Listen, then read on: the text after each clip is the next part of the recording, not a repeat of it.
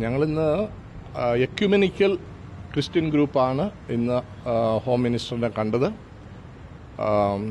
ഇന്ത്യയിലെ എല്ലാ ഡിനോമിനേഷനുകളെയും Christian ഡിനോമിനേഷനുകളെ represent ചെയ്ത ഒരു ഗ്രൂപ്പ്. ഞങ്ങൾ 16 പേരാണ് honourable home minister Shri Amit ഷായെ കണ്ട് ഈ ബില്ലുമായിട്ട് ബന്ധപ്പെട്ട് നമുക്ക് ക്രിസ്ത്യൻ സഭയ്ക്ക് കമ്മ്യൂണിറ്റികൾക്ക് നേരിടുന്ന പ്രശ്നങ്ങളെല്ലാം അദ്ദേഹത്തിൻ്റെ മുന്നിൽ അവതരിപ്പിച്ചിട്ടുണ്ട്. അദ്ദേഹത്തോട് അത് പോസിറ്റീവായിട്ട് എടുക്കണമെന്നും അതിന് വേണ്ടുന്ന മാറ്റങ്ങൾ വരുത്തണമെന്ന് നമ്മൾ ആവശ്യപ്പെട്ടിട്ടുണ്ട്.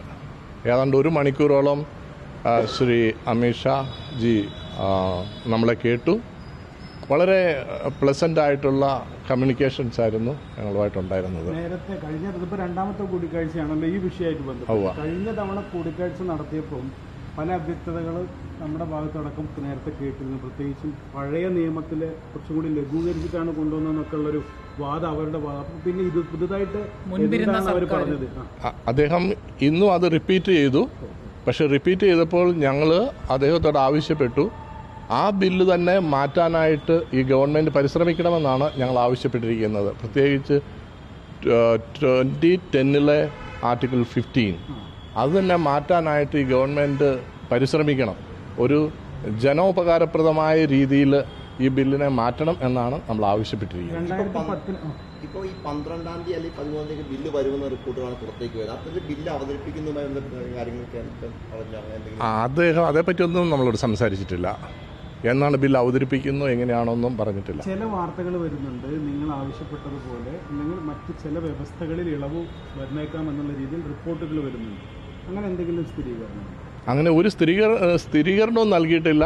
അദ്ദേഹം നമ്മൾ പറഞ്ഞിരിക്കുന്ന കാര്യങ്ങളെല്ലാം വളരെ ശ്രദ്ധയോടെ കേട്ടു. അത്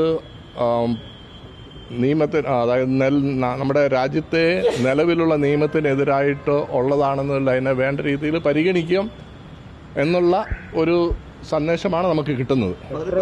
പ്രധാനപ്പെട്ട ചോദ്യം, ഇപ്പോൾ ഈ ബില്ല് പഴയ രൂപത്തിലാണ് വരുന്നതെങ്കിൽ എന്തായിരിക്കും CBC നിലപാട്? കാരണം ഇത്രയും കൂടിക്കാഴ്ച നടത്തി കാര്യങ്ങൾ അവതരിപ്പിച്ചിട്ടും അതിന് മാറ്റം ഉണ്ടാകാത്തൊരു സാഹചര്യം, അങ്ങനെ ആശങ്കയുണ്ടോ സഭയ്ക്ക്? ബില്ല് വരുന്നത് വരെ നമുക്കൊന്നും അതിനെപ്പറ്റി പറയാൻ പറ്റത്തില്ല. ബില്ല് വന്നു കഴിഞ്ഞ് ആണ് നമുക്ക് അത് ഏത് തരത്തിലായിരിക്കും എങ്ങനെയായിരിക്കും. അപ്പം ആ ബില്ല് വരുന്നതിൻ്റെ അടിസ്ഥാനത്തിൽ സഭ അന്നേരം നിലപാടുകൾ എടുക്കും. റെട്രോസ്പെക്റ്റീവ് എഫക്റ്റ് അടക്കം പല കാര്യങ്ങളിലും ശക്തമായ വിയോജിപ്പുകൾ ഇതിനോടകം തന്നെ സഭ അറിയിച്ചിട്ടുണ്ട്. അപ്പം ഇപ്പം വീണ്ടും ചർച്ചകളും കാര്യങ്ങളും നടക്കുമ്പം വ്യവസ്ഥകളിൽ ഇളവുണ്ടാവും എന്ന് പ്രതീക്ഷിക്കുന്നുണ്ട്. വ്യവസ്ഥകളിൽ മാറ്റമുണ്ടാകുമെന്നുള്ളതാണ് നമ്മൾ പ്രതീക്ഷിക്കുന്നത്. അത് ബില്ല് വരാണ്ടിട്ട് നമുക്കൊന്നും പറയാൻ പറ്റത്തില്ല. പാർലമെൻറ്റിൽ അവരെങ്ങനെയാണ് അവതരിപ്പിക്കുന്നത്, നമ്മുടെ ബഹുമാനപ്പെട്ട പാർലമെൻറ്റേറിയൻസ് എങ്ങനെയാണ് അതിനോട് പ്രതികരിക്കുന്നത്, പ്രത്യേകിച്ച് നമ്മുടെ പ്രതിപക്ഷത്തെ നമുക്ക് വേണ്ടി ജനത്തിനു വേണ്ടി വാദിക്കേണ്ട നമ്മുടെ ബഹുമാനപ്പെട്ട MP-മാർ എങ്ങനെയാണ് പ്രതികരിക്കുന്നത്, എല്ലാത്തിനെയും ആശ്രയിച്ചായിരിക്കും ഈ ബില്ല് മുന്നോട്ട് പോകുക എന്നുള്ളത്. അങ്ങനെ പ്രത്യേകിച്ച് ഒരു ഉറപ്പും തന്നിട്ടില്ല. ഈ ഇപ്പം ഒരു പക്ഷേ ബില്ല് വരുന്നതിന് മുന്നേ 12-ാം തീയതി ബില്ല് വരുന്നു, പല റിപ്പോർട്ടുകളും വരുന്നുണ്ട്. സ്ഥിരീകരണം സർക്കാരിൻ്റെ ഭാഗത്തുനിന്ന് വരേണ്ടതുണ്ട്. ഒരുപക്ഷെ അവസാനത്തെ കൂടിക്കാഴ്ച ആയിരിക്കാം ഇത്. ഇനി ചർച്ചയിലേക്കായിരിക്കും പാർലമെന്റിൽ പോവുക. അപ്പോൾ അങ്ങനെയാണെങ്കിൽ സഭയ്ക്ക് പ്രതിപക്ഷ MP-മാരോട് എന്താണ് പറയാനുള്ളത്, അല്ലെങ്കിൽ CBCക്ക് എന്താണ് പറയുന്നത്? പ്രതിപക്ഷ MP-മാരോട് നമുക്ക് പറയാനുള്ളത് ഇതാണ്.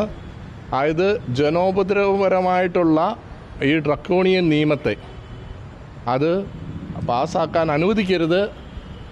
അതുപോലെ തന്നെ ഈ നിയമം കൊണ്ടുവരാമെന്നുള്ള ഗവൺമെൻറ് ഉത്തരവാദിത്തമാണ്.